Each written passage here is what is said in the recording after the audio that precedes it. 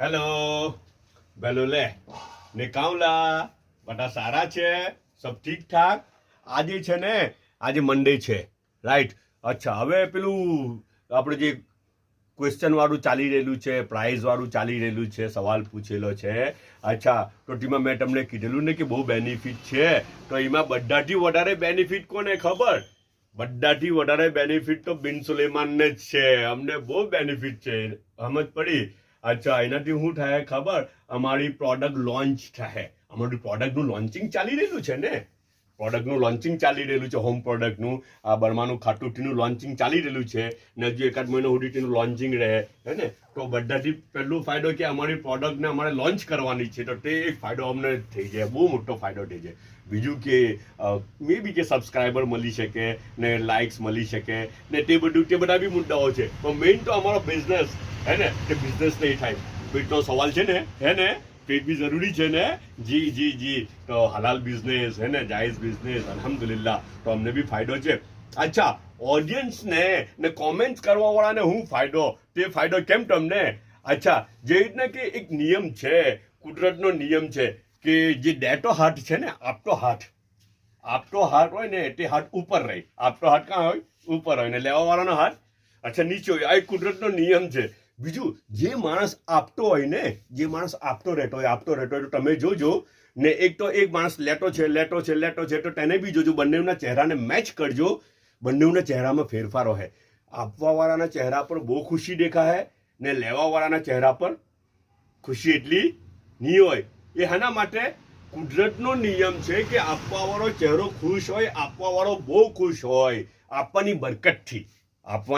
આપવાની બરકતથી એટલે ડેટાડ્યો તમે જોજો આપણે જોવું કે જે માણસ ખૂબ ડેટો રહે ને એની પાસે નહીં હોય તો બી ડેટો રહે તો અલ્લાહ પાક એને બહુ ખુશ રાખે સમજ પડી ને અમુક માણસ પાસે બહુ બધું હોય જરૂરતનું છે પછી બી માંગા કરે તો એના ચહેરા પર તમને છે ને ગમ ને ટેન્શન દેખાય છે પછી બી માંગે તો ગમ ને ટેન્શન દેખાય હે ને તો આપવામાં બહુ બરકત છે હે ને તો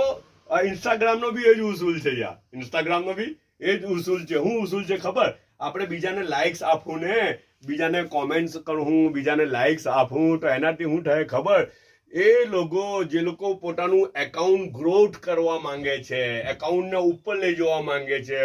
ફોલોવર્સને સબસ્ક્રાઈબર વધારવા માંગે છે તો તેના માટે બહુ જબરજસ્ત ફાયદો છે તમારી લાઇક્સથી તમારી કોમેન્ટથી એ એકાઉન્ટ એક તો બધા જુએ હે ને તો તમારા એકાઉન્ટ સુધી પહોંચે એક્સેસથી તો થયું મેઇન ટેકનિકલ વસ્તુ ઇન્સ્ટાગ્રામની સિસ્ટમમાં તમે દાખલ થો ઇન્સ્ટાગ્રામની સિસ્ટમમાં અંડરવેર આપણું એકાઉન્ટ દાખલ થઈ જાય ઇન શોર્ટ મૂળિયા છે ને ઝાડના મૂળિયા ખૂણે ખાંચરે બધ લખાય ઝાડના મૂળિયા ખૂણે ખાંચરે લખાય ને પછી તે થળમાં પછી ફૂટે ને પછી ડારખા ફૂટે ને પછી એમાં ફળ બી બહુ બધા લાગે હે ને અચ્છા પોતાનું એકાઉન્ટ ગ્રોથ કરવું છે તો બહુ સારો તરીકો છે આપવાવાળો હાથ કેવો હાથ આપવાવાળો હાથ જી બીજાને કોમેન્ટ ને લાઇક આપવાનું શરૂ કરીએ ને તો જો એકાઉન્ટ ગ્રોથ થવાનું શરૂ